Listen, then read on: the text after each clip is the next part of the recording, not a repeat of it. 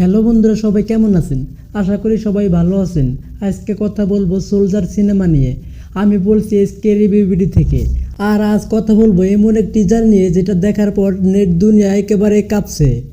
হ্যাঁ বন্ধুরা, বলছি সোলজার সিনেমার কথা। টিজারের প্রথম ফ্রেমে দেখা যায় অন্ধকারের মধ্যে দাঁড়িয়ে আছেন শাকিব খান, চোখে আগুন, মুখে গর্জন, যেন তিনি একই পুরো যুদ্ধের প্রতীক।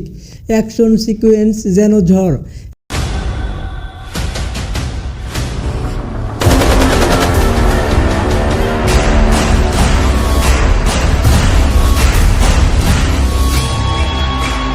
ব্যাকগ্রাউন্ড স্কোরে গর্জন, আগুন, বিস্ফোরণ সব মিলিয়ে মনে হয় সোলজার শুধু সিনেমা না, একটা যুদ্ধ ঘোষণা।